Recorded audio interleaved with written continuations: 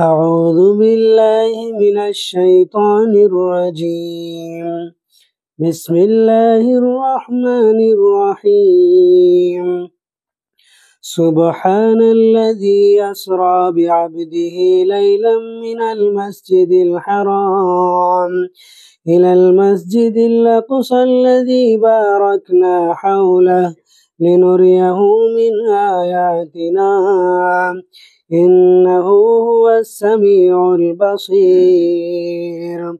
وآتينا موسى الكتاب وجعلناه هدى لبني إسرائيل ألا تتخذوا من دوني وكيلا ذرية من حملنا مع نوح إنه كان عبدا شكورا.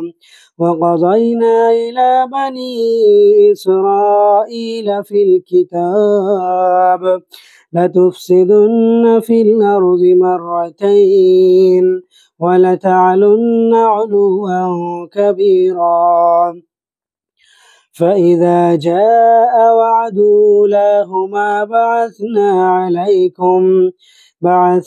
عليكم عبادا لنا أولي بأس شديد فجاسوا خلال الديار وكان وعدا مفعولا. ثم رددنا لكم الكرة عليهم وأمددناكم بأموال وبنين وجعلناكم أكثر نفيرا.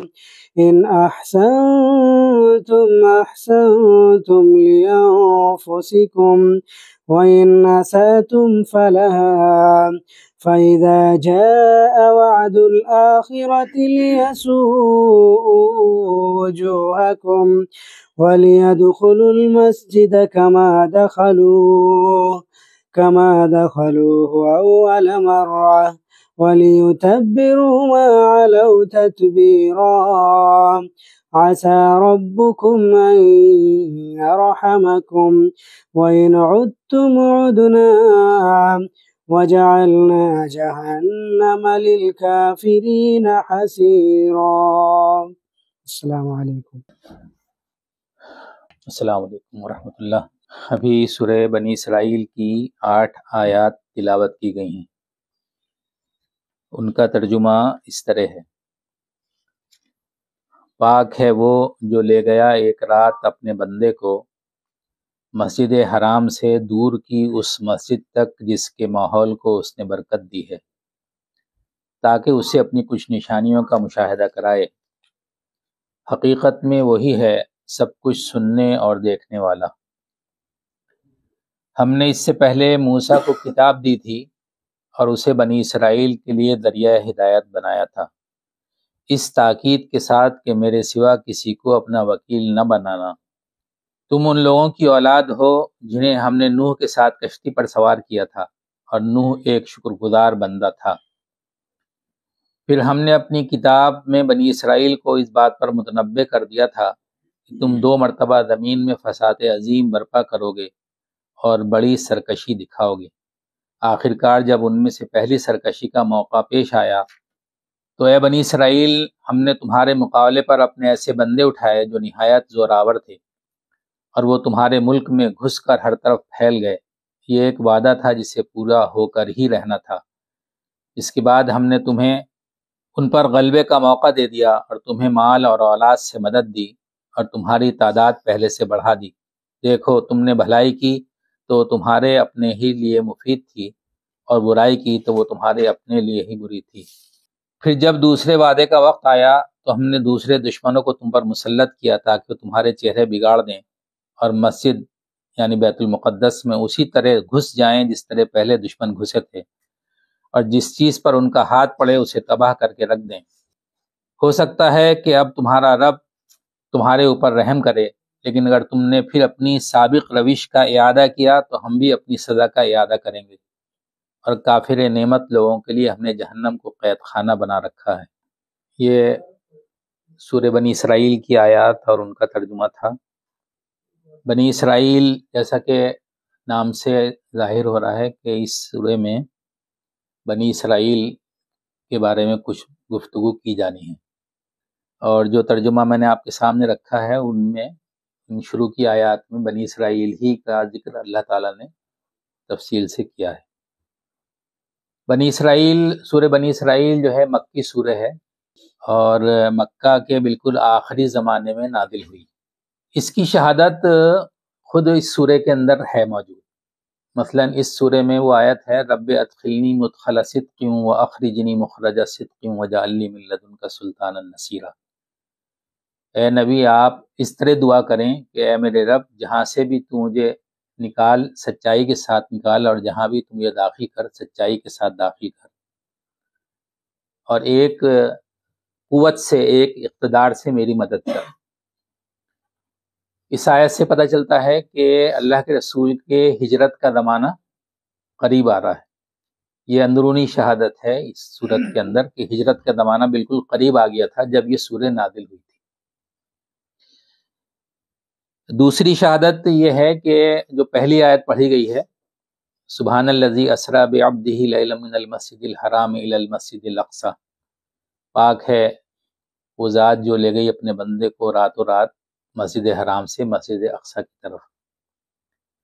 اس میں اس واقعے کا ذکر ہے جس کو ہم معراج کے نام سے جانتے ہیں، اور احادیث سے پتہ چلتا ہے کہ معراج کا واقعہ اللہ کے رسول کے ساتھ جو پیش آیا تھا تقریباً ہجرت سے 1.5 سال قبل۔ زیادہ معتبر اور مستند جو روایتیں ہیں وہ یہ ہیں کہ رجب کے مہینے میں سن 11 نبوی، نبوت کا 11واں سال تھا جب یہ معراج کا واقعہ پیش آیا تھا۔ تو روایات سے بھی اور پہلی آیت کی جو تفصیلات ہیں اس سے پتہ چلتا ہے کہ معراج کا واقعہ ہو چکا تھا، اس کے بعد یہ سورت نازل ہوئی۔ تو ان دونوں باتوں سے یہ بات معلوم ہوئی کہ بنی اسرائیل والی سورت مکہ کے بالکل آخری زمانے کی نازل شدہ سورت ہے۔ اس سلسلے میں جو بات ذہن میں رہنی چاہیے وہ ایک یہ ہے کہ مکہ میں حضور کے مخاطب قریش تھے، مشرکین مکہ تھے، لیکن ہجرت کی فوراً بعد آپ کے مخاطب جو ہے مدینہ کے مشرکین کے ساتھ مدینہ کے یہودی بھی تھے، یعنی بنی اسماعیل کے مخاطب ہونے کے ساتھ بنی اسرائیل بھی مخاطب ہونے والے تھے۔ اور یہ دونوں جو نسلیں ہیں بنی اسماعیل اور بنی اسرائیل، اگر ہم تاریخی طور سے دیکھیں تو یہ دونوں حضرت ابراہیم علیہ السلام کی اولاد ہیں۔ حضرت ابراہیم کے یہ 2 بیٹے حضرت اسماعیل، ان کی اولاد میں مکہ کے لوگ تھے، اور حضرت یعقوب جو حضرت ابراہیم کے پوتے ہیں ان کی اولاد میں بنی اسرائیل۔ بنی اسرائیل کے بارے میں یہ بات بھی ہمیں معلوم ہے اور قرآن سے ہی اس کی تصدیق ہوتی ہے کہ اللہ تعالیٰ نے بنی اسرائیل کو ساری دنیا جہان والوں پر فضیلت دی تھی۔ ان کو جو ہے دنیا کا انسانوں کا امام اللہ تعالیٰ نے بنایا تھا، اور ان میں پے در پہ بہت سارے انبیاء کرام مبعوث کیے گئے، اور جس شخص کو یا جس قوم کو جتنا اونچا مرتبہ ملتا ہے اس کے حساب سے اس کی آزمائش بھی ہوتی ہے۔ اس کو اللہ تعالیٰ ٹھیک رکھنا چاہتا ہے، اس لیے اس کی چھوٹی چھوٹی باتوں پر بھی گرفت ہوتی ہے، لیکن اگر وہ اس سے سبق حاصل نہ کرے اور جو ہے ان برائیوں میں مبتلا رہے یا ہوتا چلا جائے جن سے اللہ روکنا چاہتا ہے تو سزا سخت سے سخت ہوتی چلی جاتی۔ بنی اسرائیل چونکہ اب مستقبل قریب میں مدینہ میں جا کے بنی اسرائیل بھی مخاطب ہو جائیں گے حضور کے، اس لیے اللہ کے رسول صلی اللہ علیہ وسلم کو اس موقع پر بنی اسرائیل کی کچھ سرگزشت سنائی گئی۔ یہ بات بھی ہمارے سامنے رہنی چاہیے کہ جو معراج کا واقعہ ہے اس کی وجہ کیا ہے۔ تو معراج کے سلسلے میں کچھ باتیں ہیں جو ہمیں پہلے سے ذہن میں رہنی چاہیے تاکہ بعد میں جو ہے سوال کی نوبت نہ آئے۔ دیکھیے، رسول جو ہوتا ہے، رسول میں اور کسی دانشور میں ایک فرق ہے۔ رسول جس چیز کی دعوت دیتا ہے وہ اس چیز کو دیکھ چکا ہوتا ہے اپنے سر کی آنکھوں سے، تبھی اس کی بات میں وزن پیدا ہوتا ہے، اعتماد پیدا ہوتا ہے، اور جو ہے اطمینان پیدا ہوتا دعوت دیتے ٹائم۔ یہ فرق ہے جو دانشور کی زبان میں نہیں ہوتا۔ چنانچہ آپ دیکھیے کہ حضرت ابراہیم کو بھی اللہ تعالیٰ نے مشاہدہ کرایا ہے، حضرت موسیٰ علیہ السلام سے جو ہے باقاعدہ ڈائریکٹ بات چیت کی ہے، حضرت عیسیٰ علیہ السلام کو بھی مشاہدے کرائے ہیں۔ تو جو نبی جس مرتبے اور مقام کا ہے، اسی مقام اور مرتبے کے لحاظ سے اس نبی کو اللہ تعالیٰ نے مشاہدے کرائے ہیں، دکھایا ہے سر کی آنکھوں سے جو کچھ وہ کہنے والا ہے، جس کی وہ دعوت دینے والا ہے۔ اس لحاظ سے اللہ کے آخری رسول صلی اللہ علیہ وسلم کو بھی وہ موقع آنا تھا کہ آپ اپنی سر کی آنکھوں سے کچھ چیزوں کو دیکھتے ہیں جس کو عام انسان نہیں دیکھ سکتا۔ معراج کے سلسلے میں ایک بات آپ سے یہ بھی بتانی ہے کہ قرآن میں جو آیت پہلی آیت ہے یہاں پہ سورہ بنی اسرائیل کی، سبحان الذی اسرا، اسرا جو ہے وہ رات کے سفر کے لیے بولا جاتا ہے لفظ۔ یہاں پہ عربی کے جو لوگ موجود ہیں بتائیں گے کہ رات میں جو سفر لوگ کرتے تھے عرب کے لوگ، اس کو اسرا بولتے تھے۔ لیکن اللہ تعالیٰ نے مزید اس چیز کو صاف اور واضح کرنے کے لیے لیل کا لفظ بھی استعمال کیا، سبحان الذی اسرا بعبدہ لیلا من المسجد الحرام الی المسجد الاقصی، یعنی ایک ایسا سفر پیش آیا اللہ کے رسول کو جو رات میں ہوا۔ تیسری بات اس سلسلے میں یہ ہے کہ وہ سفر جو پیش آیا اس کا ایک ٹکڑا اللہ تعالیٰ نے اس کا ذکر قرآن میں کیا ہے، لیکن اس کے آگے کا جو سفر ہے اس کا ذکر قرآن میں نہیں ہے، اس کو اللہ کے رسول نے اپنی الفاظ میں ہمارے سامنے بیان کیا، اس کو احادیث کہتے ہیں، روایات۔ اس میں بہت ساری روایات ہیں جو مستند ہیں، اور تقریباً 25 جلیل القدر صحابہ سے وہ روایات منقول ہیں۔ تو جو ٹکڑا قرآن میں ہے اس میں صرف اتنی بات بتائی ہے اللہ تعالیٰ نے کہ اللہ تعالیٰ اپنے رسول کو، اپنے بندے کو مسجد حرام سے مسجد اقصی لے گیا، سبحان الذی اسرا بعبدہ لیلا من المسجد الحرام الی المسجد الاقصی، پاک ہے وہ ذات جو اپنے بندے کو لے گئی راتوں رات مسجد حرام سے مسجد اقصی۔ یہاں پہ مسجد اقصی جس کو کہا جا رہا ہے وہ وہی ہے جس کو آج ہم بیت المقدس کہتے ہیں یا مسجد اقصی کہتے ہیں، جو یروشلم میں ہے۔ لیکن اقصی جو ہے عربی میں اقصی کا مطلب ہوتا ہے دور کی مسجد۔ مسجد اقصی جب بولیں گے تو اس کا مطلب ہوگا دور، یعنی بہت دور، دوری پر واقع مسجد۔ ایسا اس لیے تھا کہ مسجد حرام سے مسجد اقصی کی دوری اس زمانے میں مکہ کے لوگ 40 دنوں میں طے کرتے تھے، 40 دن لگتے تھے تقریباً مکہ سے مسجد اقصی تک جانے میں۔ تو عرب میں ایسا ماحول تھا کہ اس کو دور مانا جاتا تھا، یعنی بہت دور ہے وہ جگہ جہاں 40 روز لگتے۔ لیکن آپ ذرا یہ سوچئے کہ اس زمانے میں اللہ تعالیٰ کے جو حقیر بندے ہیں، حقیر یعنی ہم جیسے لوگ، انہوں نے یہ 40 دن کی دوری کو 1 گھنٹے میں طے کرنے کا فن سیکھ لیا ہے۔ آج اگر آپ کسی پلین سے سفر کریں مکہ سے تو 1 گھنٹے میں آپ مسجد اقصی پہنچ جائیں۔ تو اللہ تعالیٰ کے یہ حقیر بندے جب اپنی کوششوں سے اس زمانے میں وہ سفر جو 40 دن میں ہوتا تھا وہ سفر 1 گھنٹے میں طے کر لیتے ہیں، تو اس بات کی کوئی اہمیت نہیں رہتی کہ وہ سفر اللہ کے رسول نے چند ساعتوں میں یا چند گھڑیوں میں کیسے طے کر لیا، اس کی کوئی اہمیت نہیں رہتی۔ اور اس کی ایک وجہ یہ بھی ہے کہ اس آیت میں یعنی اللہ کے رسول نے یہ نہیں کہا ہے کہ میں جو ہے مسجد حرام سے مسجد اقصی گیا رات میں، یہ نہیں کہا، بلکہ اس کی نسبت اللہ نے اپنی طرف کی ہے کہ پاک ہے وہ ذات جو لے گئی اپنے بندے کو رات و رات۔ تو اگر اللہ کے رسول صلی اللہ علیہ وسلم یہ دعویٰ کرتے کہ میں رات کے ایک چھوٹے سے پہر میں چند گھڑیوں میں مکہ سے یروشلم گیا، پھر یروشلم سے مکہ بھی واپس آ گیا، تو لوگوں کو تعجب ہونا چاہیے تھا، تعجب ہوتا لوگوں کو۔ لیکن جب اللہ کے رسول یہ کہیں کہ مجھے خدا لے گیا، تو پھر اس میں ان لوگوں کو تعجب نہیں ہونا چاہیے جو خدا پر ایمان رکھتے ہیں۔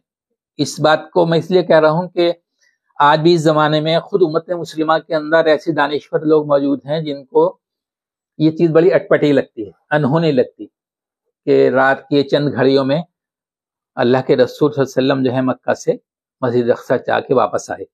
اور ایسے دانشور لوگ جو ہیں وہ مسجد اقصی سے اللہ کے رسول نے جو آگے کا سفر کیا اس کا تو انکار ہی کر دیتے ہیں سرے سے، لیکن جس سفر کا ذکر قرآن میں ہے اس کا انکار تو کر نہیں سکتے۔ تو ایسے لوگ کہتے ہیں کہ یہ ممکن نہیں ہے کہ اللہ کے رسول صلی اللہ علیہ وسلم چند گھڑیوں میں مکہ سے یروشلم گئے پھر واپس آئے۔ تو پھر وہ یہ کہتے ہیں کہ اللہ کے رسول نے یہ سفر کیا نہیں، اللہ کے رسول نے خواب دیکھا۔ یعنی یہ خواب تھا. یا کچھ اور آگے بڑھتے ہیں تو یہ کہتے ہیں کہ ایک روحانی سفر تھا. اللہ کے رسول کہیں نہیں گئے، وہیں بیٹھے بیٹھے انہوں نے، جسے مراقبہ کہتے ہیں تصوف کی اصطلاح میں، کہ آپ کی روح پہنچ گئی یا آپ کی نگاہیں وہاں پہنچ گئیں، بس اور واپس آ گئے. تو اس طرح وہ لوگ تعویل کرتے ہیں. لیکن میں آپ سے یہ کہنا چاہ رہا تھا کہ اس تعویلات کی ضرورت نہیں ہے، کیونکہ آیت میں اللہ نے دعویٰ کیا ہے کہ ہم لے کر گئے. تو جو لوگ اللہ پر ایمان رکھتے ہوں ان کو تعجب نہیں ہونا چاہیے اس بات. اللہ تعالیٰ تو سب کچھ کر سکتا ہے. تو اللہ کہہ رہا ہے کہ ہم اپنے رسول کو لے کر گئے. پھر اس سلسلے میں ایک بات اور ہے، اگر ہم آیت پہ غور کریں تو آیت کی شروعات جو ہے سبحان الذی سے ہوتی ہے، سبحان سے. آیت میں یہ نہیں ہے کہ اللہ یہ کہہ رہا ہے کہ میں لے کر گیا، بلکہ اللہ یہ کہہ رہا ہے سبحان الذی اسریٰ بعبدہ، پاک ہے وہ ذات، یعنی سبحان ہے وہ جو لے کر گیا. اللہ نے اپنی صفت سبحان کا ذکر کیا ہے یہاں پہ. اللہ کا اسم ذات یہاں پہ نہیں آیا یا دوسری صفات نہیں ہے، بلکہ وہ صفت ہے جس کو سبحان کہتے ہیں. اور سبحان کا مطلب یہ ہوتا ہے کہ جو کمزوریاں، کمیاں اور خامیاں کسی مخلوق میں ہوتی ہیں وہ ان سے پاک ہے. یہ تو مخلوق کی کمزوری ہے نا کہ وہ ایک سفر کو 40 دن میں طے کرے گی یا 1 گھنٹے میں طے کرے گی، یہ خالق کی کمزوری نہیں ہے. تو یہاں پہ اللہ تعالیٰ نے اپنی اس صفت سبحان کا ذکر کیا ہے، جس کا مطلب ہوتا ہے کہ وہ ہستی جو ہے ان کمیوں اور کمزوریوں اور خامیوں سے پاک ہے جن کمزوریوں اور خامیوں میں انسان یا مخلوقات مبتلا ہوتی ہیں. تو جب اللہ نے اس سبحان سے اس کا ذکر کیا تو مزید یہ بات کلیئر ہوتی ہے کہ تعجب اس میں ہونا نہیں چاہیے کسی کو.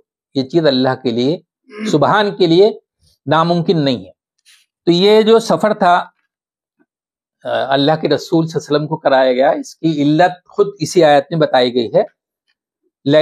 سبحان الذی اسریٰ بعبدہ لیلا من المسجد الحرام الی المسجد الاقصی الذی بارکنا حولہ لنریہ من آیاتنا، تاکہ ہم اپنی آیات کا مشاہدہ کرائیں، تاکہ ہم اپنے رسول کو آیات دکھائیں، نشانیاں دکھائیں. یہ بات بتائی گئی، یعنی سفر کی علت بتائی گئی، سفر کی وجہ بتائی گئی. وجہ یہ ہے کہ ہم اپنے رسول کو اپنی نشانیاں دکھانا چاہتے تھے، تاکہ جب وہ رسول دعوت دے انسانوں کو تو اس کی دعوت میں، اس کی زبان میں ایک زور ہو، ایک قوت ہو، ایک اطمینان ہو. اس کی زبان یا اس کی دعوت جو ہے ایک فلسفی کی اور دانشور کی دعوت نہ ہو کے رہ جائے. تو لنریہ من آیاتنا، کہ ہم اس کو جو ہے اپنی نشانیوں کا مشاہدہ کرائیں.